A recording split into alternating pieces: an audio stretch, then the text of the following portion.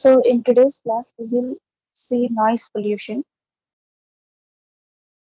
So far we have completed marine pollution till marine pollution. Now we will start with noise pollution. Noise pollution. So the sound is essential to our daily life, but noise is not. Noise is generally used as an unwanted sound or sounds which produce unpleasant effect and discomfort on the ear. Sound pleases listeners while noise irritates listeners. So what is before understanding noise pollution, we need to understand what is noise. Okay. So noise is an unwanted sound which is unpleasant and is cause discomfort to the ear. Noise is noise irritates the listener. Okay. So excessive of noise is termed as noise pollution. Now, definition of noise pollution we will see. This was the definition of noise, and now we will see the definition of noise pollution. Noise pollution refers to the presence of such level of noise or sound in the environment that is disturbing, irritating, and annoying to living. So, noise pollution is the presence of such level of noise or sound, you can say, around our surrounding or in our atmosphere or environment that is very disturbing, irritating, and annoying for living beings. So this is termed as noise pollution. So now we will see what are the causes of noise pollution. Noise pollution can be caused by industrial noise. Okay, so industrial noise may be caused due to machine, जो भी machine से noise pollution create होता है, that is comes under the industrial noise. जैसे कि factories के का noise, industries का noise या mills के noise को is termed as comes under the category of industrial noise. Then is the transport noise. The noise produced by vehicles, aircraft, uh, these comes under transport noise. Then regular social events like marriages, parties, pubs, clubs, or place of sorry, worship. जैसे कि social events में क्या कहा जाए कि शादियां हो गई, पार्टीज कर रहे हैं, पब्स में जा रहे हैं, क्लबिंग कर रहे हैं, क्लब में वहां पे भी गैदरिंग होती है लोगों की, राइट। और कई बार क्या होता है, जहाँ हम पूजा करते हैं, जो पूजा की जगह होती है, वहां पे भी बहुत ज्यादा साउंड क्रिएट होने लगता है, और इस लेवल में क्रिएट होता है कि वो नॉइज पोल्यूशन में कैटेगराइज हो जाता है। Then comes regular construction activities. जो भी कंस्ट्रक्शन की एक्टिविटीज है, कंस्ट्रक्शन साइट पे जैसे बिल्डिंग्स बन रहे हैं, ब्रिज बन रहे हैं, माइनिंग हो रहा है, डैम्स बन रहे हैं, है ना, रोड्स बन रहे हैं, फ्लाईओवर बन रहे हैं, तो इनमें इनका भी जो साउंड होता है वो भी नॉइज पोल्यूशन कॉज करता है।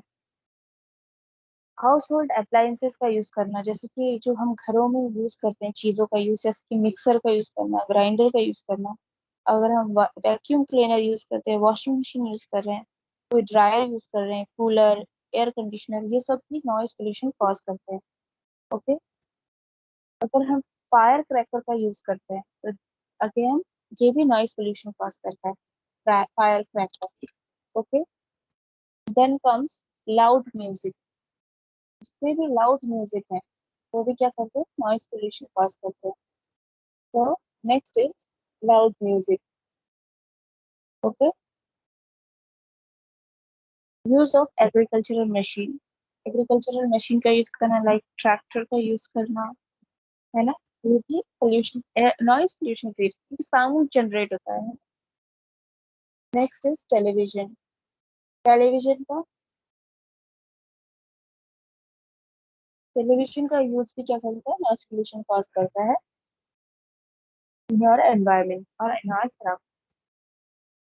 These these are the तो हो गए causes of noise pollution. Now we will move to the effects of noise pollution. Noise pollution की वजह से क्या हो सकता है? So noise pollution is harmful, है ना, and serious health hazard. Even मतलब noise pollution जो है बहुत harmful है और serious health hazard में आता है, कि consequences भी बहुत ज्यादा है। फिजिकल consequences भी है, मतलब फिजिकली भी अफेक्ट करता है पर्सन को, साइकोलॉजिकल भी करता है ना, और इस तरह से इसके जो इसका इफेक्ट है ह्यूमन बीइंग में काफी ज्यादा है। तो आप मेन जो इफेक्ट होता है नॉइस पोल्यूशन का वो क्या क्या होता है, one by one we will see. Minor और मेजर हियरिंग इम्पेयरमेंट हो सकता है कि because of excessive noise pollution क्या हो गया, माइनर हियरिंग इम्पेयरमेंट आ सकता है, सुनने में दिक्कत थोड़ी बहुत, या फिर मेजर हियरिंग इम्पेयरमेंट हो सकता है पर्सन। हेडेक अटैक हो सकता है। हार्ट रेट इंक्रीज हो सकता है, increased heart rate. Narrowing of arteries, okay, क्योंकि नैरोइंग ऑफ आर्टरीज भी हो सकती है ड्यू टू नॉइज पोल्यूशन, क्योंकि ये आपके सर्कुलेटरी सिस्टम को भी अफेक्ट कर रहा है, हार्ट रेट इंक्रीज करते रहे तो। देन डाइजेस्टिव स्पाइस हो सकता है, डाइजेशन में दिक्कत हो सकती है क्योंकि एंजाइटी हो रहा है, नॉइज पोल्यूशन की वजह से एंजाइटी हो रहा है ना। आंखों में स्ट्रेन आ सकता है क्योंकि ज्यादा नॉइज पोल्यूशन होता है तो हमारे क्या होता है, पीपल डायलेट हो जाते हैं और उसकी वजह से क्या हो सकता है, आई में स्ट्रेन पड़ेगा और जिसकी वजह से आई स्ट्रेन हो सकता है।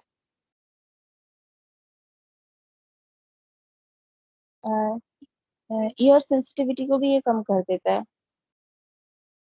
कंसंट्रेशन और मेमोरी मेमोरी पावर को भी ये कम कर देता है। Lowering of concentration and memory power. Muscle में strain, it can cause muscle strain. Nervous breakdown हो सकता है due to noise pollution. Repeated exposure to noise reduces the sleep hour and productivity or efficiency of the human being. तो अगर एक continuously noise में अगर person expose कर रहा है, नॉइज पोल्यूशन में एक्सपोज्ड है, तो हो सकता है उसके स्लीपिंग आवर्स भी कम हो जाएं और उसकी वजह से क्या होगा, due to which if the person sleeping hour is reduce then its productivity and efficiency will also reduced, है ना। तो ये भी हो सकता है। इमोशनल डिस्टरबेंस हो सकता है, पर्सन में इमोशनल डिस्टरबेंस देखा जा सकता है। वाइल्ड लाइफ को अफेक्ट करता है नॉइज पोल्यूशन, जो हमारे पेट्स है उनको मोर एग्रेसिव बना देता है ना। नॉइज की वजह से पेट्स जो है वो ज्यादा एग्रेसिव हो जाते हैं। It creates communication problem, communication में प्रॉब्लम क्रिएट कर सकता है जिसकी वजह से मिसअंडरस्टैंडिंग भी हो सकती है, ठीक है। एक्सेसिव एड्रेनलिन सेक्रेट हो सकता है नॉइज पोल्यूशन की वजह से, जिसकी वजह से क्या होता है कि हमारा ब्लड प्रेशर इंक्रीज हो जाता है, ठीक है। और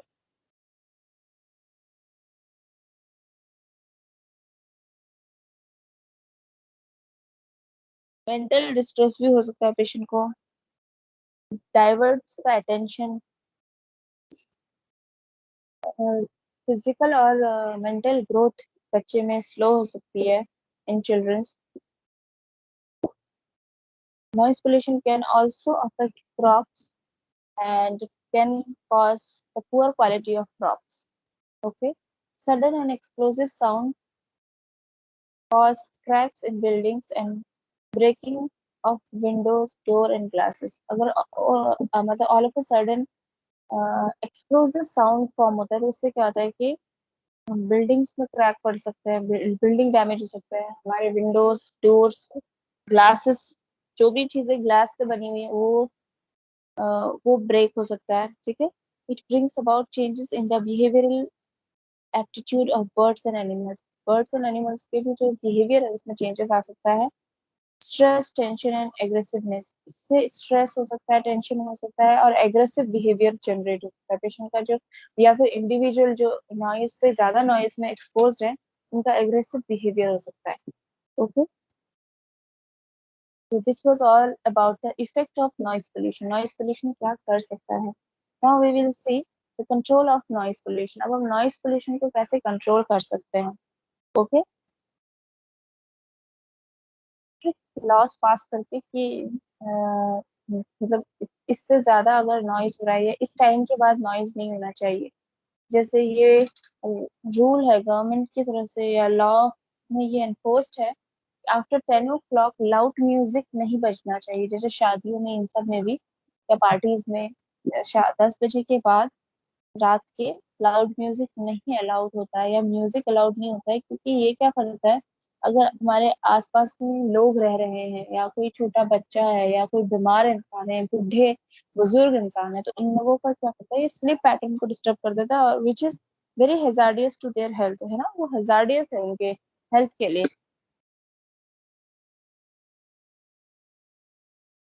नॉइज पोल्यूशन को हम एजुकेशन के थ्रू भी कंट्रोल कर सकते हैं, है ना, कि नॉइज पोल्यूशन के क्या क्या साइड इफेक्ट है ये लोगों को बता के, इसके अगेंस्ट में जागरूक करके लोगों को इंफॉर्मेशन, प्रॉपर इंफॉर्मेशन प्रोवाइड करके भी नॉइज पोल्यूशन कम किया जा सकता है। हम साउंड प्रूफ रूम्स बना के भी नॉइज पोल्यूशन को कम कर सकते हैं। ओके।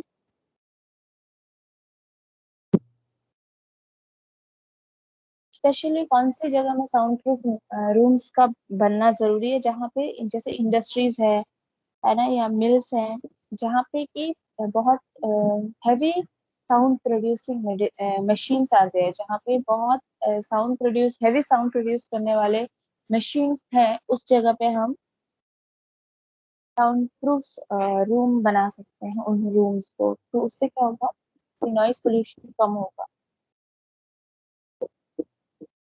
हम जो ऐसे इंस्ट्रूमेंट्स या ऐसे कोई भी equipment which is producing a lot of sound, उसका हम मिनिमम यूज कर सकते हैं, कि जितना रिक्वायरमेंट है उतना ही यूज किया जाए, और मिनिमम से मिनिमम उसका यूज हो।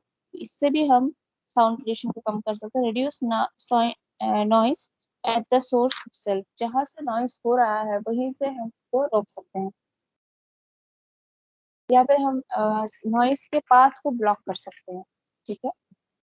जैसे कि कई बार होता है कि जैसे मंदिरों में या मस्जिदों में जो भी पूजा पाठ होती है, जो भी है, तो उसमें क्या होता है कि जो लोग गए हैं वो तो मतलब वर्शिप कर रहे हैं, ठीक है, बट वहाँ क्या कर देते हैं कि माइक्स लगा दिया जाता है, और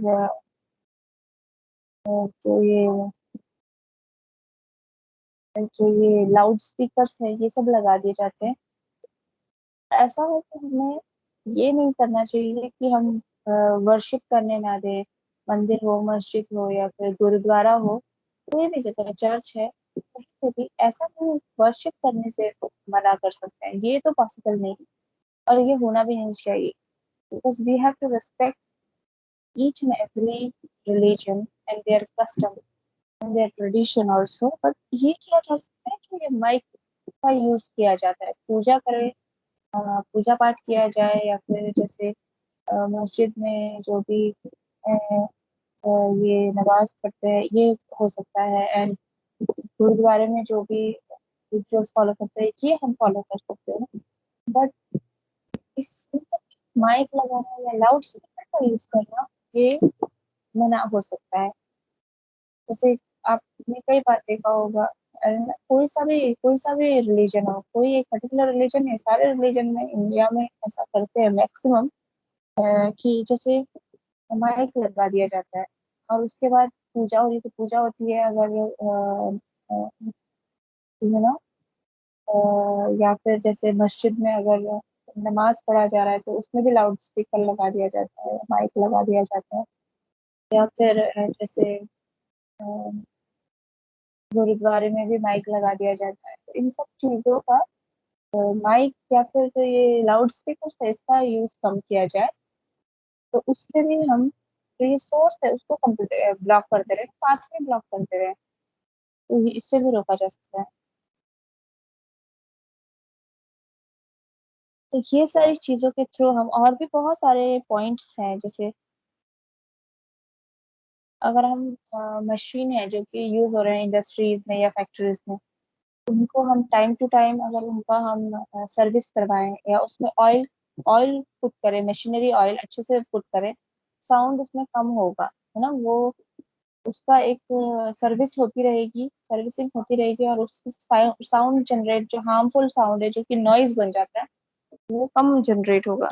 तो ये सारी चीजें की जा सकती है, so this all comes under noise pollution. ठीक है। Now we will see thermal pollution, second topic is thermal pollution. So what is thermal pollution? So thermal pollution is defined as sudden increase or decrease in temperature of a natural body of water, which may be an ocean, a lake, river or pond by human influence. Thermal pollution हम इसको बोलते हैं कि all of a sudden increase या decrease हो गया water body के temperature में, जैसे कि वाटर कहीं का भी हो सकता है, जैसे ओशन में जो पानी है वो उसके टेम्परेचर में चेंजेस आ गए, है ना। और या फिर जैसे लेक लेक का पानी ऑल ऑफ ए सडन गर्म हो गया, या ऑल ऑफ ए सडन जो उसका नॉर्मल टेम्परेचर था उससे बहुत ज्यादा ठंडा हो गया। ओशन में भी ये चेंजेस आ रहे हैं, रिवर में ये चेंजेस आ रहे हैं, और पॉन्ड्स में चेंजेस आ रहे हैं due to due to human influence. Because ये किससे चेंजेस आ रहे हैं, ये नेचुरल चेंजेस नहीं है, ये मेन मेड चेंजेस हैं, ह्यूमन एक्टिविटीज की वजह से चेंजेस आ रहे हैं, तो इसे हम बोलते हैं thermal pollution. So now the thermal pollution occurs when an industry take water from a source, say example a river, uses the water for cooling purposes and then returns the heated water back to the source, river। जैसे ये सारी चीजें कब होती हैं, जैसे एक example यहाँ पे दिया हुआ है कि जैसे कोई इंडस्ट्री है, ठीक है, उसमें उस इंडस्ट्री में जो प्रॉपर इंडस्ट्रियल वर्क के लिए पानी की जरूरत होती है, ठंडे पानी की जरूरत होती है, ठीक है। तो वो क्या करते हैं, इंडस्ट्री वाले नदी से पानी ले लेते हैं और उसको अपने जो भी उनका इंडस्ट्रियल यूज है उसमें यूज में लाते हैं। उसके बाद वो जब पानी जब इंडस्ट्रियल यूज में यूज हो जाता है तो उसके बाद वो क्या हो जाता है, हीट अप हो जाता है, वो पानी का टेम्परेचर इंक्रीज हो जाता है, ठीक है, गर्म हो गया पानी। अब उस पानी को बिना किसी ट्रीटमेंट के डायरेक्टली वैसे ही, एक तो पानी बिकॉज ऑफ इंडस्ट्रियल यूज गंदा भी हो जाएगा, वो वाटर पोल्यूशन भी कर रहा है ना, उसके साथ साथ उसका टेम्परेचर भी इंक्रीज हो गया वहां पे, क्योंकि इंडस्ट्री में यूज होगा वाटर, उसका टेम्परेचर भी इंक्रीज हो जाएगा, ठीक है। और उस पानी को जब इंडस्ट्रीज में या मिल्स में या फिर फैक्ट्रीज में यूज किया, उसके बाद वैसे ही वो जो गर्म है, विदाउट कूलिंग द वाटर, उसको वैसे ही फिर से नदी में छोड़ दिया गया। ये एक बहुत बड़ा रीजन है थर्मल पोल्यूशन कॉज करने का। जैसे और एक दूसरा एग्जांपल है electricity generating power plants heat water to convert it into steam to drive the turbines that generate electricity. तो क्या होता है, इलेक्ट्रिसिटी जनरेटिंग पावर्स जो होती हैं वहां पे भी वाटर का यूज होता है, ठीक है, वाटर को बॉईल किया जाता है, बहुत सारे अलग अलग टाइप के ये होता है ना इलेक्ट्रिसिटी जनरेटिंग। एक तो हाइड्रो इलेक्ट्रिसिटी होता है। हाइड्रो इलेक्ट्रिसिटी में क्या होता है, जस्ट पानी कहीं एक ऐसे जगह से, हाइड्रो इलेक्ट्रिसिटी मोस्टली आपको हिली एरियाज में मिलेगा, कि जहाँ पे कि पानी का फोर्स बहुत ज्यादा है, जैसे ऊपर से नीचे को आ रहा है ना पानी, उसमें क्या है, फोर्स बहुत ज्यादा है, तो उस फोर्स की वजह से टरबाइन को मूव किया जाता है। हाइडल का जो टरबाइन होता है उसको मूव किया जाता है, और वो जब टरबाइन मूव होगा तो उस टरबाइन से कनेक्टेड जो कॉइल्स है वो आपस में क्या होंगी, फ्रिक्शन होगा उनमें, और उससे इलेक्ट्रिसिटी जनरेट होता है। तो एक ये तरीका है कि पानी लिया और उसको बॉईल किया, उसके बाद जो उसमें स्टीम जनरेट होता है उस पानी से, है ना, उसकी वजह से क्या हुआ, इतने प्रेशर में स्ट्रीम जनरेट होता है। जैसे प्रेशर कुकर है ना, हमारा प्रेशर कुकर में एक जगह से प्रेशर से भाप निकलता है, कितना प्रेशर होता है उसमें, बहुत प्रेशर होता है, राइट, कि वो उसके ऊपर कुछ भी चीज रखा तो वो उड़ने लग जाएगा जब हाई प्रेशर में होता है। तो ऐसे ही, तो ये जो स्टीम से क्या होता है, पानी को गर्म किया, इतना स्टीम जनरेट किया कि उसके प्रेशर से टरबाइन मूव करता है। तो एक ये तरीका भी है इलेक्ट्रिसिटी जनरेट करने का, टरबाइन मूव करेगा, फिर कॉइल रब होगा, है ना, और इलेक्ट्रिसिटी जनरेट होगा। तो इसमें क्या होता है, जो पानी को गर्म किया उसको वैसे ही विदाउट कूलिंग इट फिर से वापस उसको वाटर सोर्स में भेज दिया, ये भी है।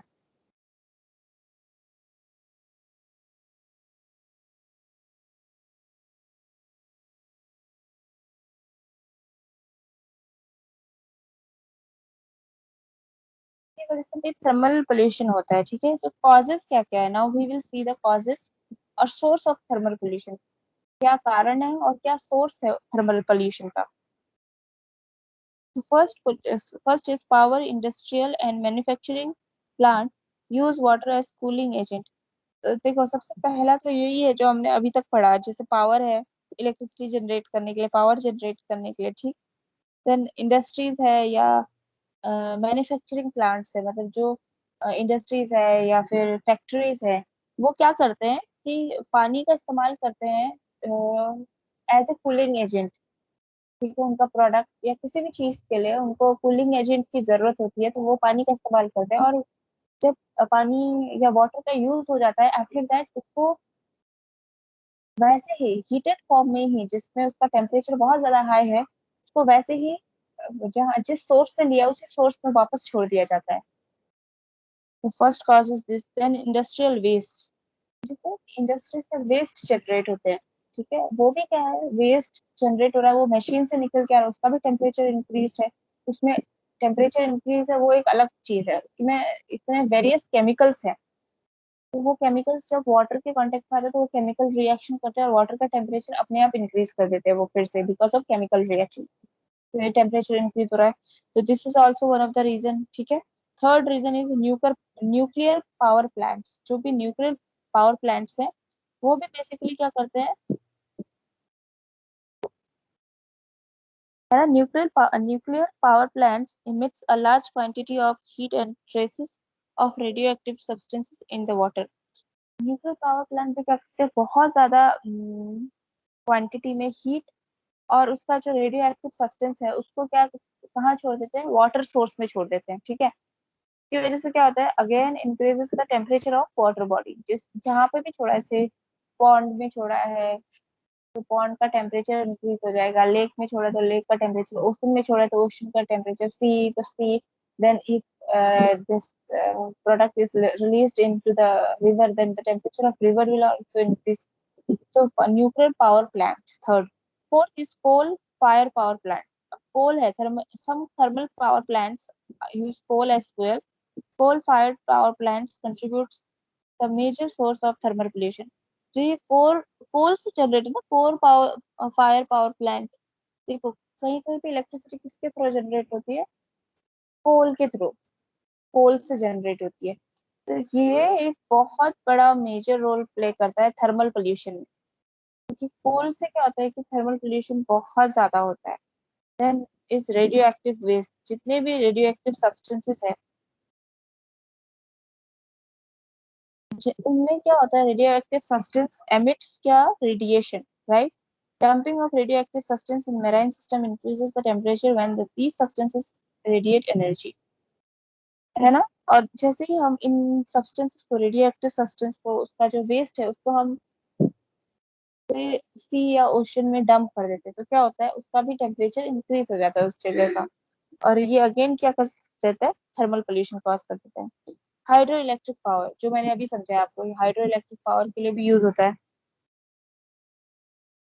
वाटर को हीट करके उसमें से प्रेशर जनरेट करके स्टीम के थ्रू टरबाइन को मूव करने के लिए, फिर उस वाटर को वैसे ही विदाउट कूलिंग इट, को वैसे ही एकदम हॉट वाटर को फिर से आप back to the river source और वाटर सोर्स में फेंक दो, तो फिर क्या होगा, टेम्परेचर अपने आप इंक्रीज हो जाएगा। डोमेस्टिक सीवेज, जितने भी घर के डोमेस्टिक सीवेज निकलते हैं, उससे भी वाटर का temperature not very much but to a certain extent increase होता है, ठीक है।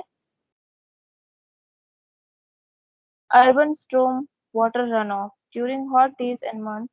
Urban surface, urban surfaces includes parking lots, like them roads and sidewalks, usually heat up by absorbing the thermal radiation from the sun. When it rains, the urban storm water runoff absorbs the heat and discharges it into the nearby sewer system and water bodies। गर्म गर्म के time में क्या होता है, जो urban areas है, शहरों में क्या होता है कि जो रोड है इसके किनारे या रोड में क्या होता है, बहुत ज्यादा गर्म रहता है, राइट, इन समर सीजन।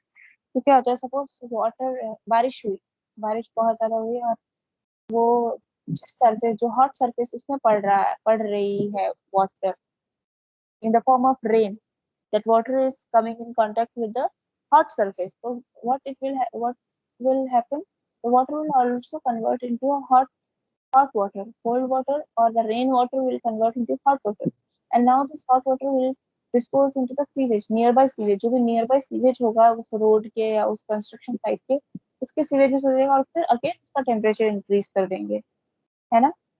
इसीलिए आपने नोटिस किया होगा, अगर गर्मी के सीजन में बारिश होती है, और अगर तो बारिश बहुत अच्छे से हुई, जैसे दिल्ली में ले लो आप, यहाँ ये नोएडा में ले लो, अगर बारिश बहुत अच्छे से हुई है तो टेम्परेचर ठीक हो जाता है, नॉर्मल हो जाता है, या फिर कूल डाउन हो जाता है टेम्परेचर, है ना।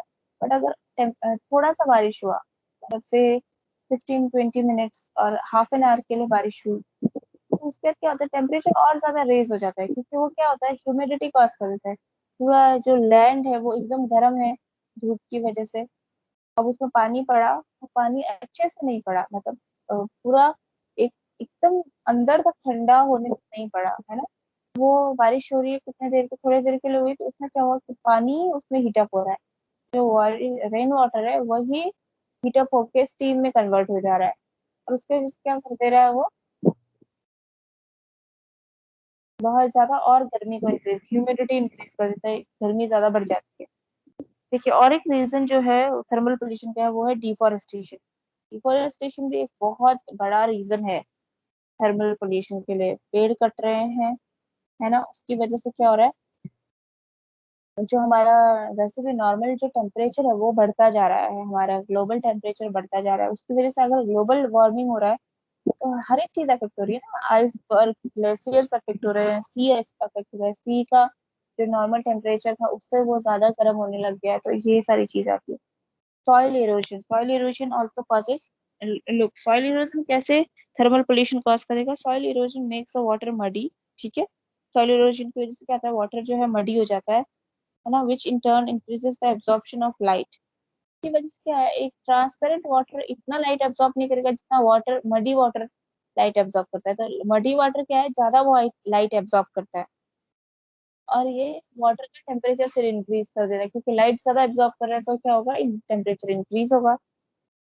नेचुरल कॉजेज भी हो सकते हैं, जैसे कि जियोथर्मल एक्टिविटी है, एक्टिव वॉल्केनो, वॉल्केनो अगर आ रहा है तो उससे हो सकता है ना, सी में या ओशन में अगर एक्टिव वॉल्केनो है, उसकी वजह से टेम्परेचर इंक्रीज हो सकता है।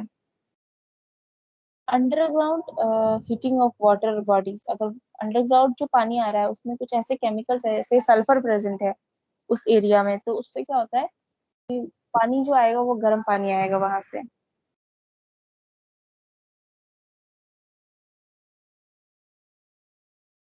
Now this was about the causes and source of thermal pollution, ठीक है। हमने थर्मल पोल्यूशन का डेफिनेशन देख लिया, causes and sources of thermal pollution देख लिया। Now we will see the effect of thermal pollution. Thermal pollution की वजह से क्या हो सकता है,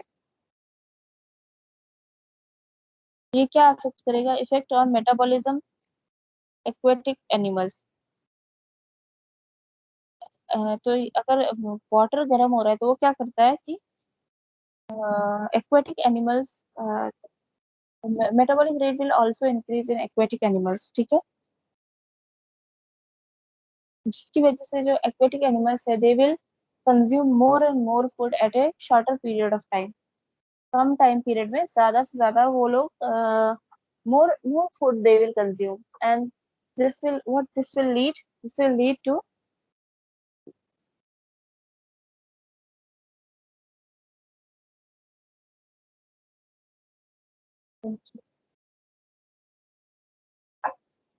now sorry, wait wait for a second, okay. तो इसके अगर वाटर का टेम्परेचर इंक्रीज है तो क्या होगा, मेटाबॉलिक रेट इंक्रीज हो जाएगा एक्वेटिक एनिमल्स का, और एक्वेटिक एनिमल्स क्या करेंगे, मोर फूड। अगर मेटाबॉलिक रेट इंक्रीज होता है तो क्या होता है, ज्यादा भूख लगती है ना। ह्यूमन बीइंग में भी ऐसा ही होता है कि अगर आपका मेटाबॉलिक रेट ज्यादा है तो फूड जल्दी डाइजेस्ट होगा, एब्जॉर्ब होगा बॉडी में, और क्या होगा, जो इंडिविजुअल है वो कोई भी चीज ज्यादा खाएगा, है ना। तो वही सेम चीज जैसा ह्यूमन बीइंग में होता है वही किस में होता है, जो ऑर्गेनिज्म पानी में रहते हैं उनके साथ भी वही होता है। अगर टेम्परेचर इंक्रीज है तो उनका मेटाबॉलिक रेट इंक्रीज हो जाएगा, that will increase the metabolic rate, and if the metabolic rate is increase then what will happen, they will consume more and more food in a shorter period of time.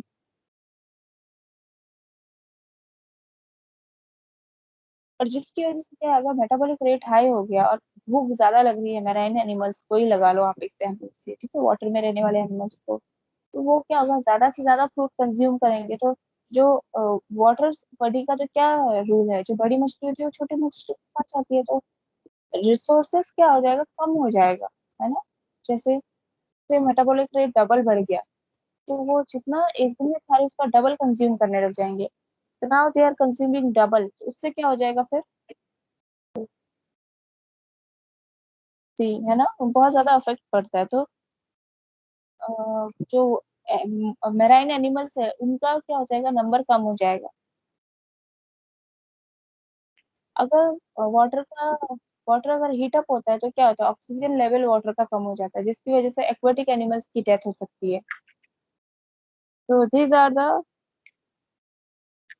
है ना, force migration. अब suppose करो अ, एक area है जहाँ से river में, एक एरिया है वहां से, वहां पे जो इंडस्ट्रियल वेस्ट है वापस आके, मतलब जो भी यूज्ड वाटर है, गर्म पानी को छोड़ दिया जाता है, ठीक है। तो अब वहां पे क्या है कि टेम्परेचर इंक्रीज हो गया उस जगह का, है ना। ऑल्दो जो रिवर है वो एक रनिंग वाटर है, मगर जो ये आ रहा है, क्या कहते हैं, जो इंडस्ट्रियल वेस्ट है वो भी तो continuously is coming to the river water, right. River water में भी तो कंटिन्यूअसली आ रहा है जो वेस्ट है, तो कंटिन्यूअसली रिवर वाटर का भी इंक्रीज हो रहा है टेम्परेचर। अब क्या होगा, टेम्परेचर इंक्रीज हो रहा है continuously, now what will happen. तो जो भी ऑर्गेनिज्म वहां पे रह रहे थे, जो एक वो लोग एक नॉर्मल टेम्परेचर रेगुलेट करके रखते थे, और जो नॉर्मल टेम्परेचर में जो वहां पे रहते थे वो क्या करेंगे, टेम्परेचर रेज हो गया तो वो अब इतना ज्यादा टेम्परेचर रेज हो गया है कि वहां पे सरवाइव नहीं कर सकते, तो वो वहां से माइग्रेट हो जाएंगे किसी और जगह पे। तो वो, अब ये जो माइग्रेशन है ये विलिंग माइग्रेशन नहीं है, ये फोर्स्ड माइग्रेशन में आता है। माइग्रेशन हुआ है बट फोर्सफुली हुआ है ना।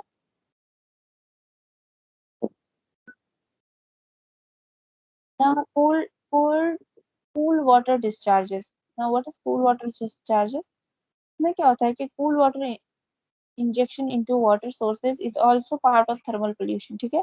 In this, cold water inject from the reservoir into warmer receiver canals, streams, rivers or ponds.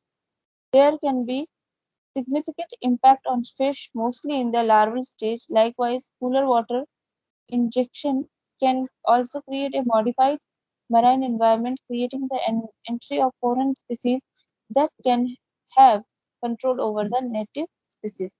देखो, कूल वाटर डिस्चार्ज भी होता है, जैसे कुछ कुछ इंडस्ट्रीज है जो कि कूल वाटर डिस्चार्ज करते हैं, नॉर्मल वाटर लिया, उसके बाद जब वाटर का यूज हो गया इंडस्ट्री में, उसके बाद जब वो डिस्चार्ज होने के फेज में आता है, वो पानी बहुत ज्यादा ठंडा होता है, फ्रीज वाटर होता है, उसको वहां पे उसको डिस्चार्ज करना शुरू कर दिया।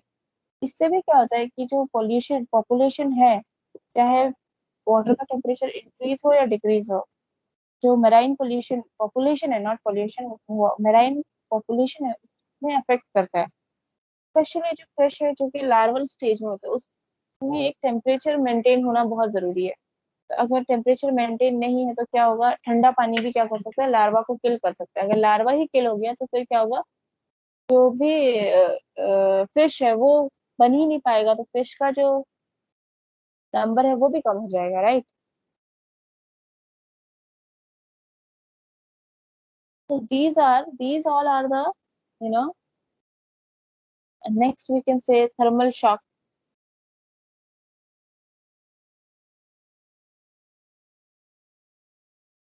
थर्मल शॉक एक ऐसा टर्म है जो कि क्या होता है इसमें, fish and other organism adapted to a particular temperature range can be killed by an unexpected change in water temperature known as thermal shock। तो ये भी थर्मल शॉक हो भी सकता है कि all of a sudden increase या decrease हो गया टेम्परेचर में, which can lead to thermal shock, और उसकी वजह से मराइन एनिमल्स की डेथ हो सकती है। Okay. Effect on ecosystem, ecosystem में क्या इफेक्ट होता है।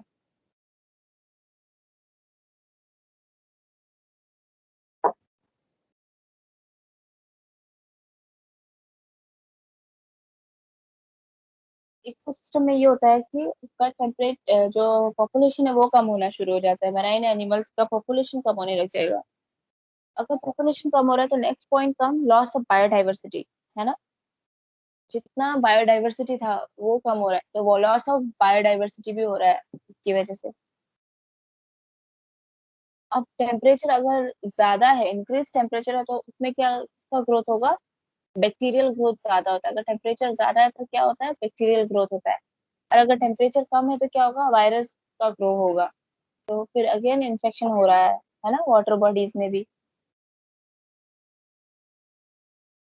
Not only animals, photosynthesis, plants के फोटोसिंथेसिस में भी इफेक्ट करता है ये। इंक्रीज टॉक्सिसिटी का लेवल इंक्रीज कर देता है।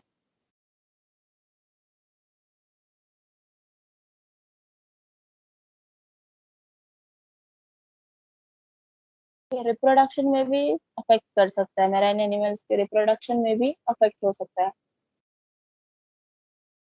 अब हम थर्मल पोल्यूशन को कैसे कंट्रोल कर सकते हैं, ठीक है।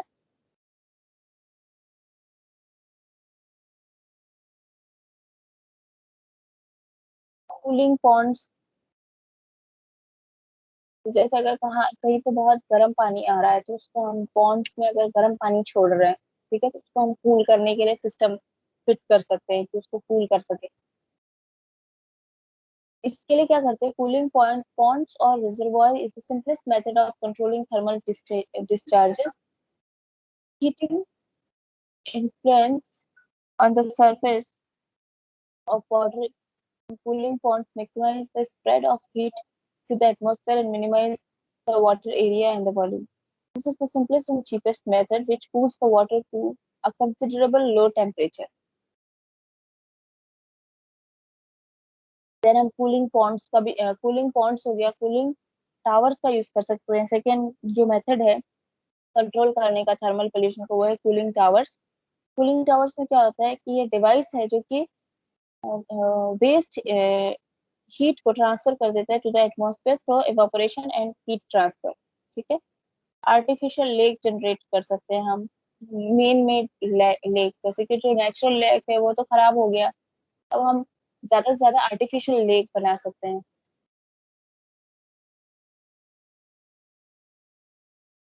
लास्ट पॉइंट कम्स जनरेशन, को जनरेशन क्या होता है, इज अ प्रोसेस, ये को जनरेशन एक प्रोसेस है where water heat is recycled for domestic and industrial heating purposes. इसमें क्या होता है ना कि जो भी वाटर है, गर्म पानी है, उसको हम किसके लिए यूज कर सकते हैं, डोमेस्टिक यूज के लिए यूज कर सकते हैं, ठीक है।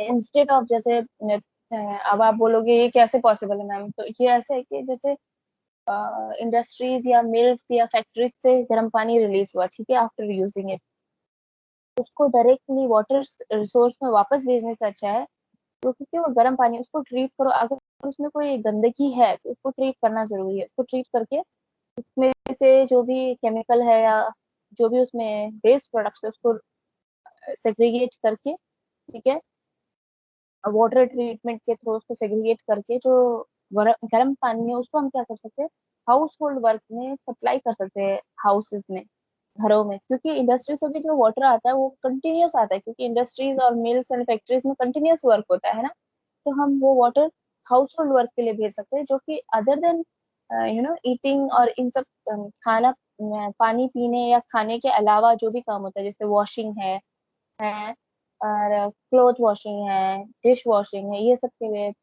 किसी भी चीज के लिए यूज हो सकता है हाउस होल्ड में,